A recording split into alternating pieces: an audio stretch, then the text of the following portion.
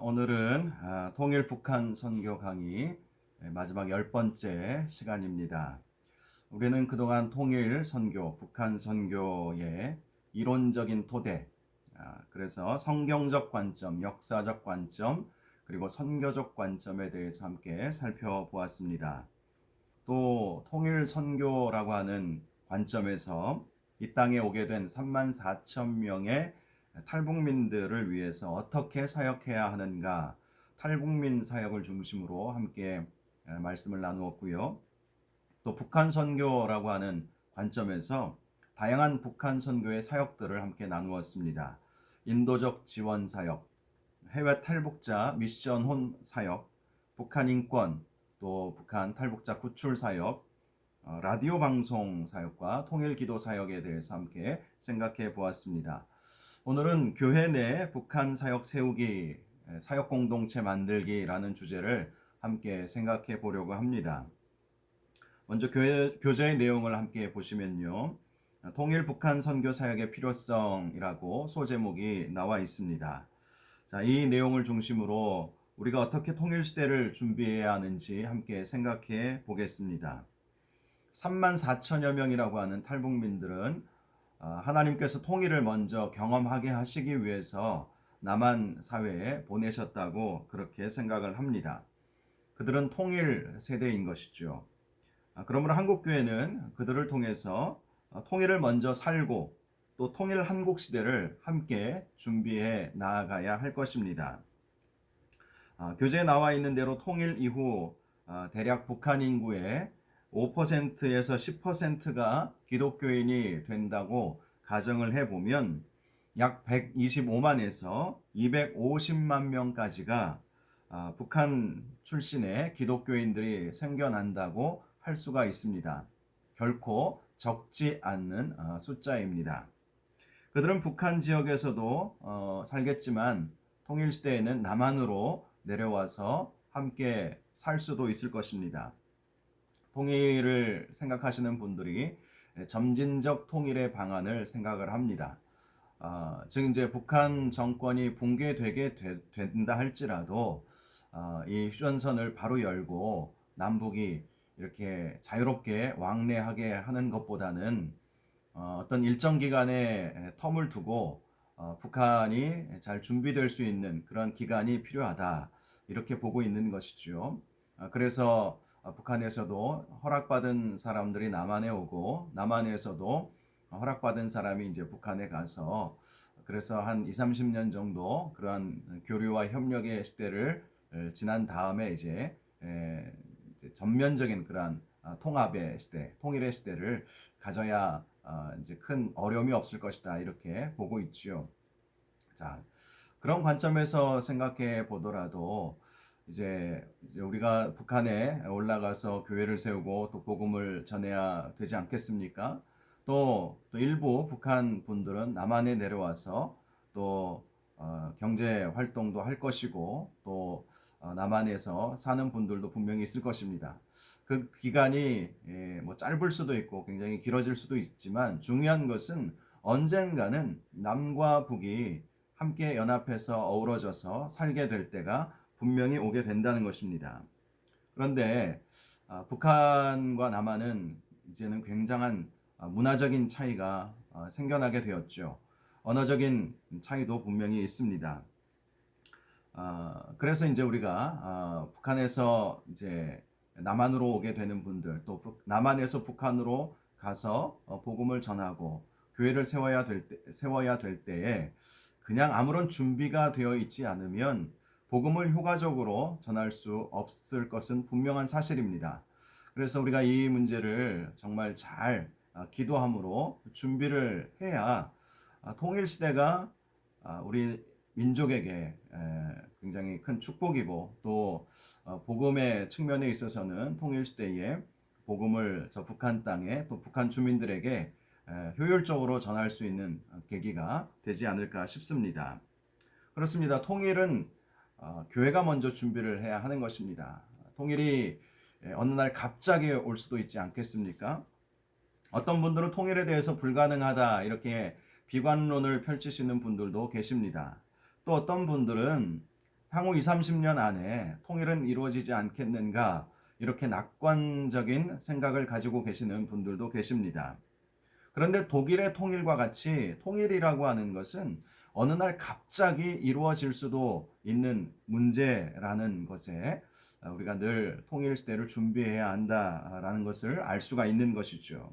마치 예수님께서 다시 오실 때에 도둑처럼 도둑같이 임할 수 있다. 그러므로 항상 깨어 있으라. 이런 말씀, 비유의 말씀을 해주신 것처럼 통일 시대도 어느 날 갑자기 임할 수 있기 때문에 우리가 깨어서 준비하고 있어야 한다는 것이죠. 중요한 것은 슬기로운 다섯 처녀와 같이 준비되어야만 한다는 것입니다.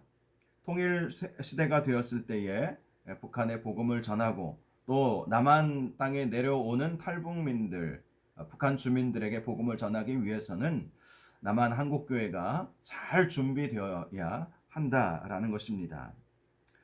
교회 통일 준비, 이것은 너무나도 필요한 일이죠. 한국교회 많은 목회자들 설문조사를 해보면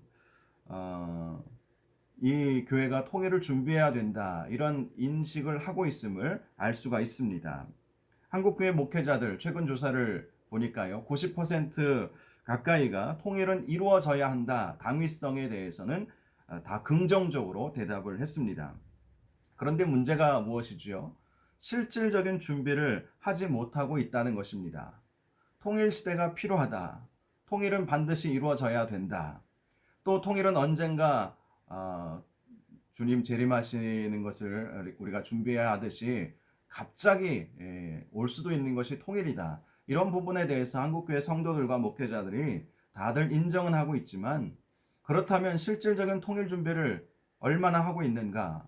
이 질문에 대해서는 잘 하고 있다고 대답하는 성도들과 교회, 목회자들은 많지 않을 것입니다. 실제로 이제 얼마 전 얘기인데요. 좀 몇 년 된 이야기이지만 어떤 탈북민이 남한에 와서 이제 하나원에서 교회라는 곳을 처음 경험해 보고 이제 본인이 살아가야 할 지역에 이제 배정을 받고 거기서 이제 살게 되었는데요. 교회라는 곳을 한번 좀 가봐야 되겠다 하고 가까운 교회를 찾아 가게 되었다고 합니다. 그런데 그 교회가 너무 준비가 안 되어 있었던 것이죠. 그래서 제가 북한에서 내려온 탈북민입니다. 이 교회에서 신앙생활 할 수 있을까요? 이렇게 이제 물어보게 되었던 것입니다. 그런데 그 교회에 아마 목사님이 그러지는 않으셨을 것 같아요. 다른 교역자나 뭐 여전사님이나 아니면 평신도 안내하시는 집사님이 그러셨는지도 모르겠지만 이 말 때문에 이 탈북민이 상처를 받고 자기는 더 이상 이제 교회는 안 나가겠다. 그렇게 생각을 하게 되었다고 합니다.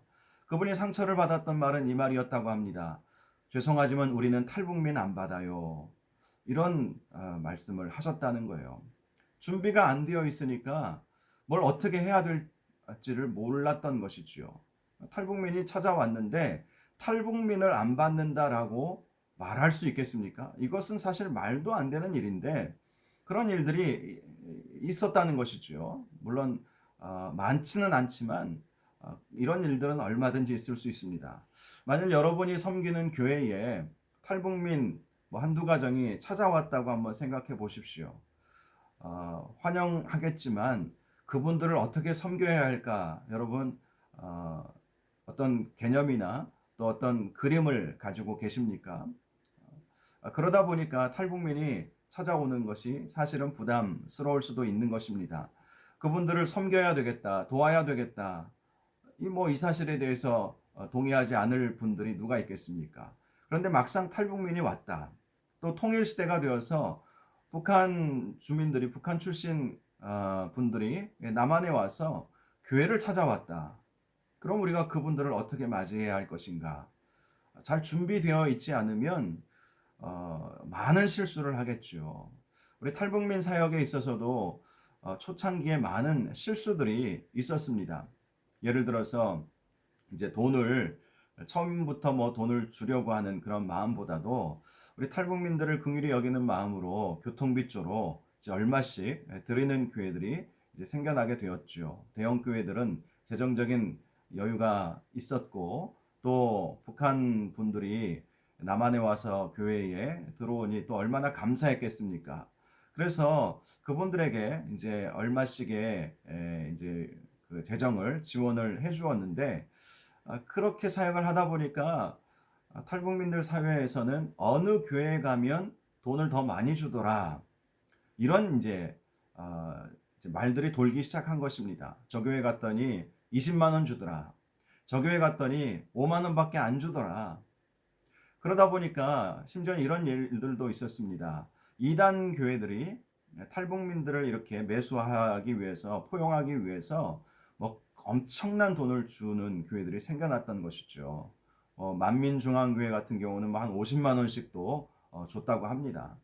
그러니 정말 처음에는 어떤 영혼의 갈급함을 가지고 교회에 찾아왔지만, 교회가 그들을 돈으로, 이렇게 돈만으로, 물론 돈 외에도 다른 것으로도 많이 섬겼겠지만, 이렇게 이제 돈을 주다 보니까 교회를 오해하기 시작했던 것이죠. 그러다가 돈 더 많이 주는 교회로 옮기기도 하고, 또 이단 교회에서 돈을 더 많이 준다고 하니까 주변에서 저 교회는 이단이다, 저 교회 가지 말아라, 이렇게 말하지만 그 이단 교회 찾아가는 경우들도 심심치 않게 있었던 것입니다.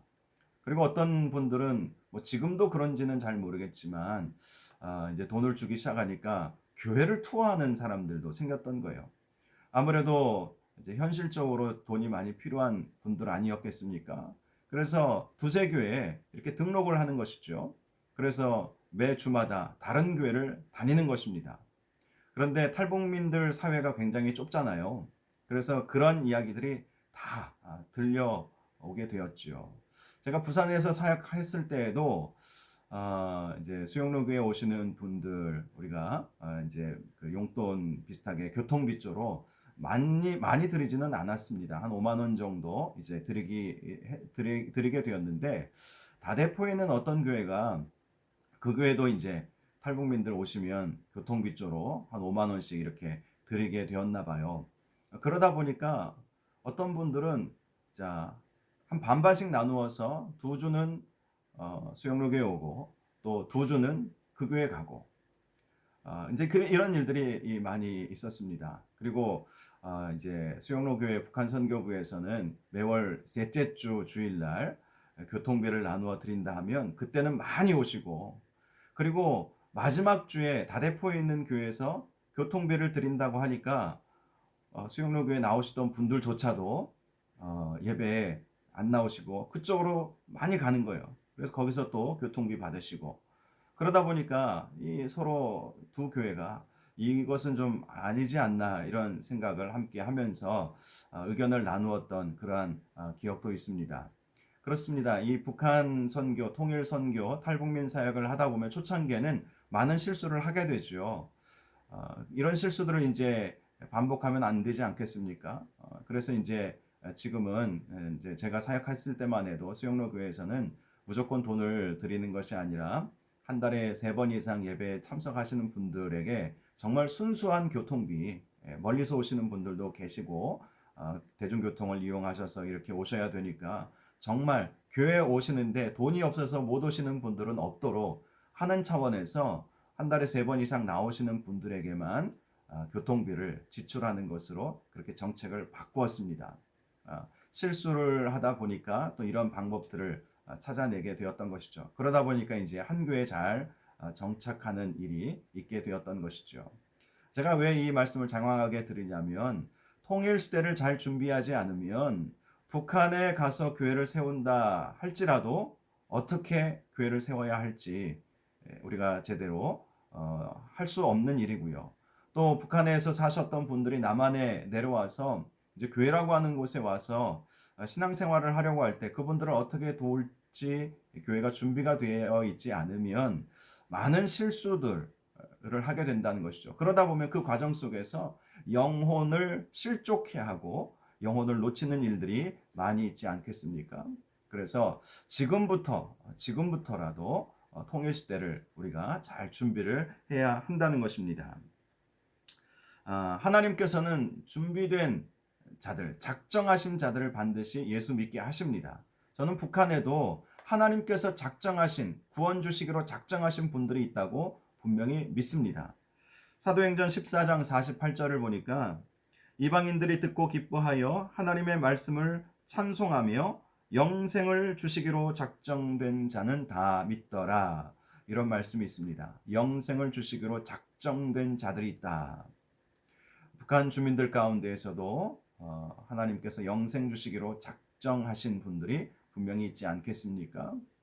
지금도 지하교회 성도들이 있는 것처럼 하나님은 무슨 방법을 쓰시더라도 그들에게 영생을 주실 것입니다. 그리고 그 영생 주시기로 작정하신 자들을 교회로 오게 하실 것입니다. 그런데 중요한 것은 교회가 준비되어 있지 않으면 하나님께서 영생 주시기로 작정하신 자들이 그 교회에 정착하지 못하고 결국은 다른 교회로 갈 수밖에 없게 되는 것이죠. 여러분들에게 온 축복을 다 놓쳐버릴 수도 있기 때문에 통일 준비는 우리가 잘 해야 하는 것입니다.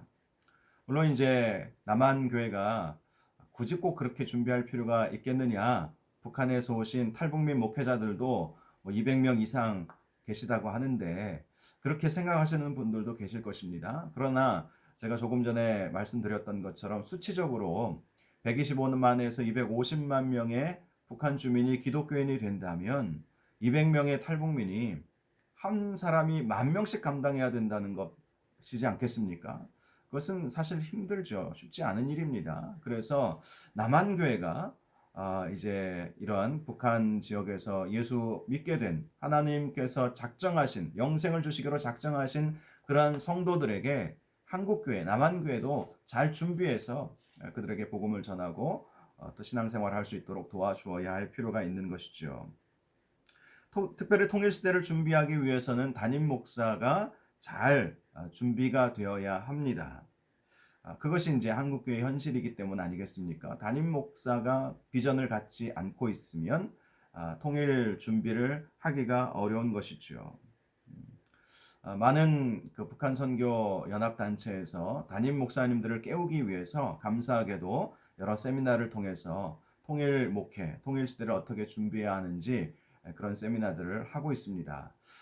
여러분이 담임 목사가 되시고 아니면 또 여러분의 담임 목사님에게 이런 세미나들이 혹시 주변에 열리는 것을 알게 되면 조심스럽게 추천해 주셔서 담임 목사님들이 이 통일 시대를 잘 준비할 수 있도록 해 주시는 것도 굉장히 도움이 될 것입니다. 이제 이 교회 안에서 통일 사역 부서를 만들기 위해서는 여러 가지 이제 일들을 해야 되는데 담임 목사님이 비전을 가지고 계시면 설교 시간에 특별히 이제 6월 25일 6.25 주간을 맞이해서 저희 교회도 북한 선교 주의를 항상 지키고 있습니다. 그래서 그때는 다른 설교 다 제가 중단하고 북한 선교와 관련된 메시지를 그렇게 전하고 있습니다.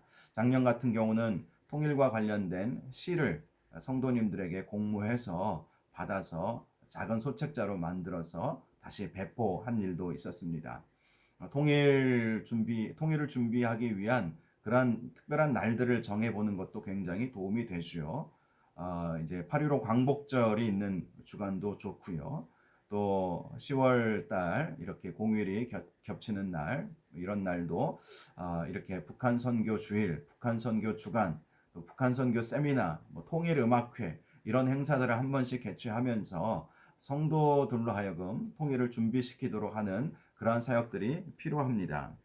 또 한 번씩 전교인 수련회나 청년부 수련회, 청소년부 수련회 때 탈북민 출신의 강사님들 또 북한 선교를 오랫동안 해오셨던 분들을 초청해서 한 번씩 특강의 시간을 갖는 것도 굉장히 도움이 될 것입니다. 결국 이 성도들이 준비되어야 북한 선교도 할 수 있기 때문에 성도들을 준비시키는 작업부터 해야 한다는 것입니다. 그리고 제가 계속해서 강조했듯이 북한 선교를 위한 기도 모임을 만들어 가는 것이 아주 중요합니다. 이런 기도 모임을 통해서 실질적인 북한 선교, 통일 선교를 준비할 수 있기 때문이지요. 그리고 그러한 기도 모임을 통해서 기도하다 보면 헌신자들이 생겨나게 될 것입니다. 하나님께서 감동 주시는 분들이 기도 중에 이제 나오게 되는 것이죠. 그래서 북한 선교 기도 모임을 정기적으로 갖는 것이 아주 중요하죠. 그리고 지난주에 말씀드렸던 것처럼 개 교회에서 북한 선교 기도 모임을 하기 어려우면 일단 부서를 만들고 조직을 한 다음에 그분들과 함께 이렇게 이제 연합기도 모임에 함께 참여하는 것도 큰 도움이 될 것입니다. 부서를 만들기 이전이라도 먼저 기도부터 하게 하면 마음의 감동을 주시는 분들이 생겨나기 때문에 그분들과 함께 부서를 조직하면 되겠죠.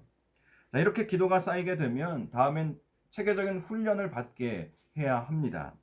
통일 선교학교, 북한 선교학교, 이런 학교, 이런 세미나, 이 정기적인 그런 세미나, 단회적인 세미나만이 아니라 뭐 짧게는 한 4, 5주, 길게는 10주, 12주 이런 과정에 이제 조금 더 깊은 훈련을 받게 하는 것, 이것이 필요하죠. 교회 안에서 할 수 있다면 아주 좋은 그 방법이 될 것입니다. 최근에는 서울 그 안암동에 있는 고대 근처에 있는 로뎀나무 교회라고 하는 교회가 매월 마지막 주 수요일 날 저녁 예배 때 지금 여러분들과 함께 공부하고 있는 통일을 넘어 열방으로라는 교재를 중심으로 12주간, 1년이죠. 1년 과정 동안 12번의 강의를 온 성도들이 함께 듣도록 그렇게 하고 있습니다. 저도 3월 달에 가서 강의 하나를 맡아서 하고 왔었는데요. 당시는 코로나 오미크론이 굉장히 확산이 되어 있어서 현장보다는 온라인으로 참여하시는 분들이 많이 있었습니다. 이렇게 이제 온라인이라든지 오프라인이라든지 교회에서 이런 행사들을 세미나나 학교들을 이렇게 운영할 수가 있고요. 또 다른 이제 연합단체에서 하고 있는 학교들, 이런 학교들로 이렇게 보내셔도 아주 좋을 것 같습니다. 통일소망선교에서 하는 대전 북한 선교 학교, 이것도 1년에 2번씩 열리고 있는데요. 이런 과정에 여러분들도 참여하시고 또 여러분의 교회 성도들을 보내시면 그분들이 훈련 받아야 마음이 바뀌고 또 함께 기도하기 때문에 하나님의 그런 감동을 받아서 북한 선교의 헌신자들이 될 수 있게 될 것입니다. 그리고 이제 훈련과 함께 또 훈련과 별도로 이제 북한과 중국 그 국경 지역이 있지 않습니까? 저도 한 4-5번 이렇게 다녀왔는데요. 이렇게 이제 지금은 이제 코로나 상황이라 해외 여행이 자유롭진 않지만 그런 계획도 한번 세워보는 것도 좋습니다. 그래서 중국 땅에서 북한 지역을 바라보면 더 기도가 되지요. 이제 그리고 백두산도 한번 투어하고 올라갔다 내려오는 것도 아주 좋은 방법이죠. 이런 비전 트립과 같은 행사들을 조직을 해서 성도들과 함께 다녀오면 정말 마음속에 감동을 받아서 북한 선교에 헌신하고자 하는 성도들이 생겨나게 되는 것이죠. 또 조금 더 깊은 공부를 하기를 원하시는 분들이 계시면 요즘 총신대학교나 숭실대학교나 아신대학교 이런 학교에서 통일 지도자를 위한 또 그 북한 선교를 위한 석박사 과정도 운영을 하고 있거든요. 그래서 이런 과정도 여러분들 한번 생각해 보시면 통일을 준비하는 일에 있어서 한국교회가 또 성도들이 또 목회자들이 준비할 수 있도록 다양한 그런 모든 어찌 보면 모든 그런 시스템들은 다 갖추어져 있다고 할 수 있습니다. 세미나라든지 또 특강이라든지 또 북한 선교 학교라든지 또 박사 과정까지도 그렇게 다 열려 있기 때문에 얼마든지 그런 과정을 통해서 배우고 준비할 수 있겠다라는 것이죠. 그렇다면 이제 교회 안에서 북한 선교부 또 통일 선교부를 어떻게 조직해야 할 것인가? 먼저 부서 이름이 나와 있는데요. 부서 이름은 사실 크게 중요하지는 않습니다. 북한 선교부, 통일 선교부, 북한 선교위원회, 통일 선교위원회 이렇게 자연스럽게 어떤 논란의 중심이 되지 않도록 하시는 것이 제일 중요하고요. 대흥 침례교회 같은 경우를 보니까 교회 안에 북한 탈북민들 공동체를 모란봉 교회라고 따로 이렇게 이름을 부르면서 조직해 놓은 경우들도 제가 보았습니다. 이렇게 먼저 부서 이름을 정하는 것이 중요하고요. 다음에는 부서 MT 등을 통해서 비전 선언문을 함께 고민하면서 만들어 보는 것이 참 중요합니다. 우리 이 부서가 무엇을 해야 할 것인가, 어떤 꿈과 어떤 비전이 있는가, 이런 것들을 함께 헌신자 그룹이 이제 준비가 되면 그분들과 함께 MT를 다녀오셔서 1박 2일이라든지 아니면 하루 종일 아침부터 저녁까지 함께 모여서 함께 식사도 하시고 또 기도도 하시고 또 특강 강사 모셔서 강의도 좀 들어보시고 그러면서 저녁 시간에는 이런 비전 선언문을 만드는 그러한 시간을 갖는 것도 굉장히 중요하죠. 다음으로는 이제 정기적인 부서 모임을 꼭 가져야 합니다. 이때 함께 예배드리고 함께 비전을 나누고 또 강의도 듣고 하면서 서로 한 마음이 되는 시간이기 때문입니다. 그리고 앞으로 어떤 사역을 우리 교회가 할 것인가, 이 부서, 이 북한 선교 부서가 어떤 사역을 할 것인가, 사역을 이렇게 하나하나 정해보는 것도 참 좋습니다. 탈북민들이 교회에 몇 가정이라도 계시는 교회라면 탈북민들을 어떻게 섬길 것이고 어떻게 훈련할 것이고 또 그분들의 정착을 어떻게 도울 것인지 이런 사역들을 쭉 이렇게 생각해 보시고 나열해 보셔도 좋을 것 같고요. 탈북민이 안 계셔도 북한 선교부 사역은 얼마든지 할 수 있습니다. 하나 교회 이제 그 하나 그 저기 하나원이라고 하는 곳이 있지 않습니까? 하나 교회를 정기적으로 방문해서 돕는 사역도 좋고요. 또 각 지역마다 하나 센터라고 하는 곳이 조직이 되어 있기 때문에 그곳을 돕고 또 함께 이렇게 사역할 수 있는 길을 만들어 가는 것도 굉장히 중요한 일이지요. 또 교재에 나와 있는 여러 사역 분야들이 있습니다. 목회 사역 분야, 어린이 사역 분야, 구출 지원 사역 분야, 기도 사역 분야, 교육 지원 사역 분야, 정착 지원 사역, 인도적 지원 사역, 그리고 북한 인권 사역. 여기에 관련된 많은 단체들이 있습니다. 이런 단체들과 함께 그 단체들을 후원도 하시고 또 그 단체들에서 하는 행사들에 성도들이 함께 참여하게 하는 것도 좋은 방법이지요. 결국 선교라고 하는 것은 개 교회 혼자서만 할 수 있는 것은 아닙니다. 여러 선교 단체와 함께 연합해서 할 때에 아주 건강한 선교 사역을 할 수 있기 때문에 이런 단체들과 함께 사역할 수 있는 방법들을 찾아보는 것도 굉장히 중요하죠. 우리 교회는 구출 사역에 좀 더 많은 관심을 가져야 되겠다.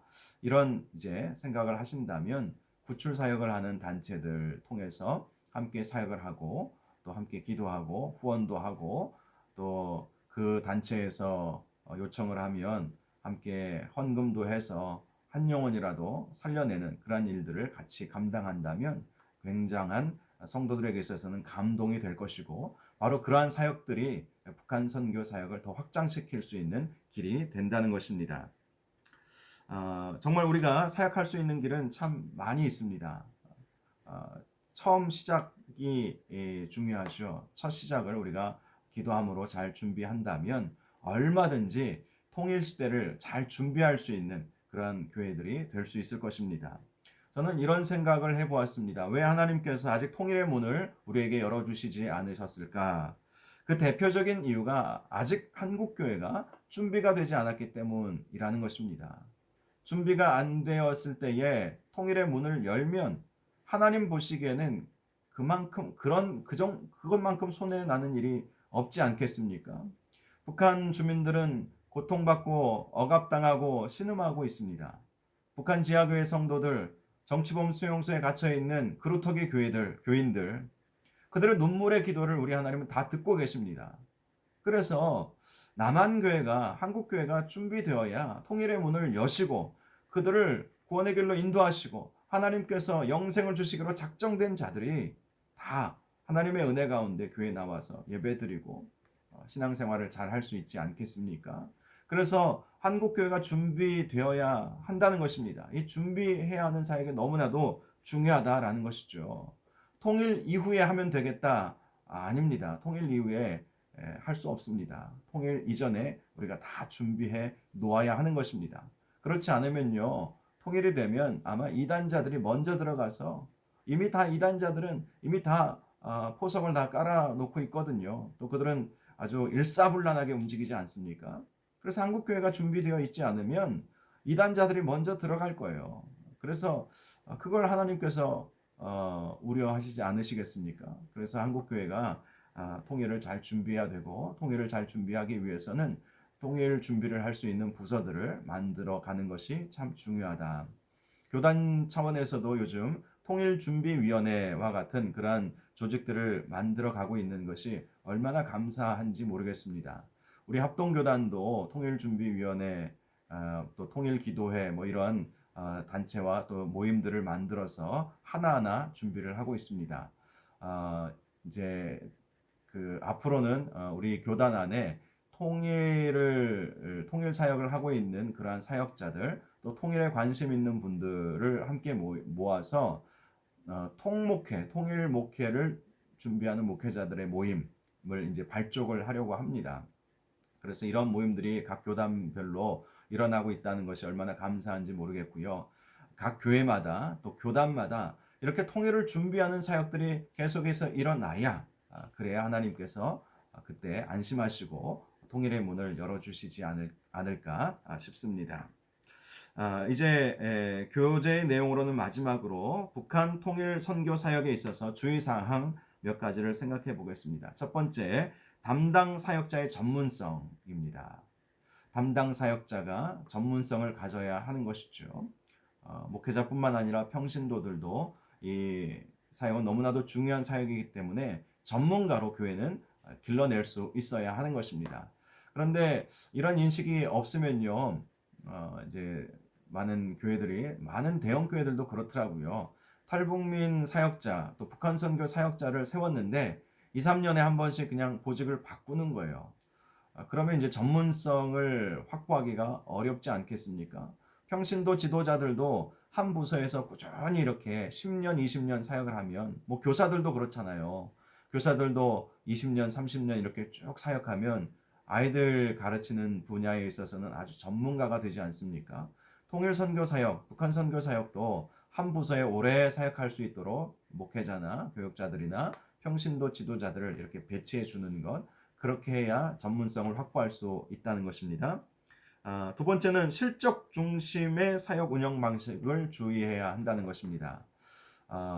좀 전에도 제가 앞에서 말씀드렸듯이 실적을 너무 중요하게 생각하다 보면 엉뚱한 사역의 방향으로 흘러버릴 수가 있습니다.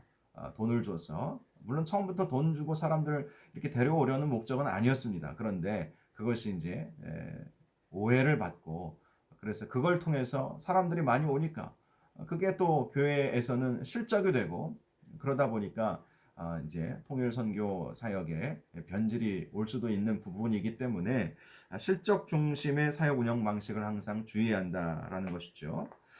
다음으로는 이념 갈등을 주의해야 합니다. 북한 선교 사역은 특별히 우리 민족은 아주 극좌 극우의 이 중심에 놓일 수 있는 사역이기 때문에 항상 성경적 관점으로 이 사역을 바라보아야 한다는 것이죠. 그래서 이념 갈등을 주의해야 한다라는 것, 이 주의점을 잘 기억하시고 여러분의 교회와 또 여러분이 이런 사역에 관심이 있으시면 잘 준비해 나갈 수 있기를 바라고요. 자세한 내용은 교재를 보시면 여러분이 충분히 이해하실 수 있을 것입니다. 이제 마지막으로 교재에는 없지만 전국 탈북민 교회 기본 현황이라고 하는 발제물이 있는데요. 작년에 발표했던 이 발제물은 뉴코리아 교회라고 하는 교회를 개척하신 정형신 목사님, 이분은 남한 분이신데요. 탈북민 사모님이 탈북민이세요. 그래서 남한 성도들과 탈북민들과 함께 교회를 개척해서 아주 건강한 교회로 지금 잘 성장해 나아가고 있습니다. 또 사역도 아주 건강하게 잘 하고 계시는데요. 이분이 이제 전국 탈북민 교회 기본 현황에 대해서 발표를 했는데 이 부분을 잠시 말씀드리고 모든 강의를 마치도록 하겠습니다. 2021년 3월 기준으로 그동안 탈북민 교회는 68개가 설립이 되어 있습니다. 설립이 되었다고 합니다. 남한 출신 목회자들에 의해서는 25개 교회가 설립이 되었고요. 탈북민 목회자 출신들에 의해서는 42개가 설립이 되었습니다. 그리고 중국 출신 목회자에 의해서 1개 교회가 설립이 되어 있습니다. 그런데 그 중에 10개 교회는 폐쇄가 되어서 현재는 58개의 탈북민 중심의 교회가 지금 세워져 있는 상황입니다. 탈북민 교회의 각 지역별 분포를 보면요. 서울이 27개로 가장 많고요. 경기가 14개, 또 인천이 5개, 수도권이 제일 많죠. 그리고 경북, 제주, 광주는 각각 2개씩, 경남, 부산, 대구, 울산 각각 1개씩 개척이 된 상황입니다. 이 탈북민 교회의 정의는 중대형 교회 북한 선교부에 오시는 탈북민들 말고 탈북민 목회자나 또 북한 사역 전문가로서 사역하셨던 남한 출신 목사님이 탈북민들과 함께 또 남한 성도들과 함께 교회를 개척해서 이분들이 이제 북기총에 가입되어 있는 북한 기독교 총연합회에 가입되어 있는 교회들을 말하는 것입니다. 이렇게 탈북민 중심으로 개척된 교회가 약 58개가 있고요. 교단으로는 장로교단이 75%로 가장 많고 그 중에 통합측이 14개, 합동이 9개가 개척이 되어 있습니다. 담임 목사님들의 연령대는 대부분 4, 50대가 73%로 가장 많이 차지하고 있고요. 북한 출신은 40대 목사님들이 많고요. 남한 출신은 50대 목사님들이 가장 많습니다. 그런데 남한 출신의 목사님들의 탈북민 교회 개척은요, 2014년부터는 거의 중단되어 있는 상황입니다. 왜냐하면 이제 2014년 8년 전부터는 북한 출신 탈북민들 그 목사님들 목회자들이 이제 안수를 받고 그래서 그분들이 이제 교회를 개척하기 때문에 그분들로 하여금 교회를 개척할 수 있도록 남한 출신 목사님들은 그분들에게 자리를 내어 드렸기 때문이지요.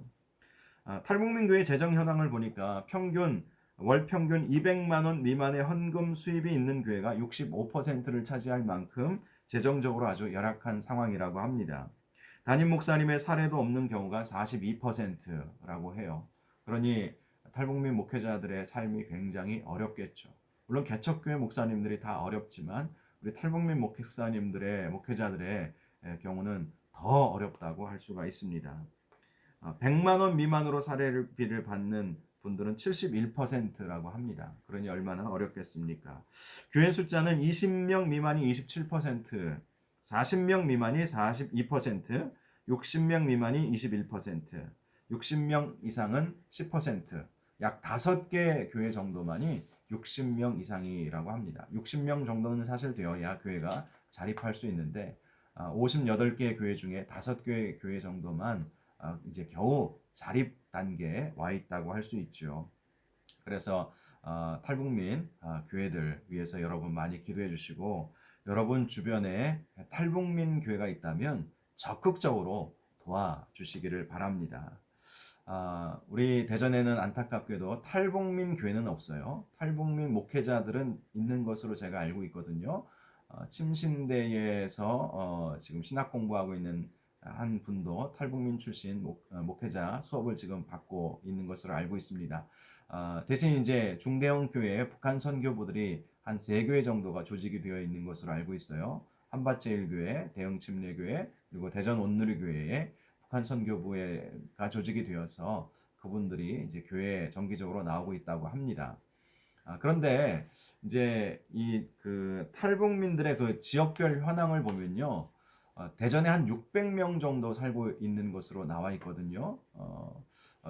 사실 많지는 않지만 제가 가만히 이제 조사를 해보니까 이렇게 북한 선교부가 조직되어 있는 교회에 정기적으로 잘 출석하고 있는 분들이 100명이 안 돼요. 한 3교회 정도 조직이 되어 있고 또 북기총회는 가입이 되어 있지 않지만 한 20명 정도 어떻게 탈북민들이 모이는 교회가 되었다고 하는 목사님의 이야기도 제가 들어보았거든요. 그래도 한 100명 미만으로 출석을 하는 것이죠. 대전의 복음화율이 여러분 몇 퍼센트 정도 되는지 아십니까?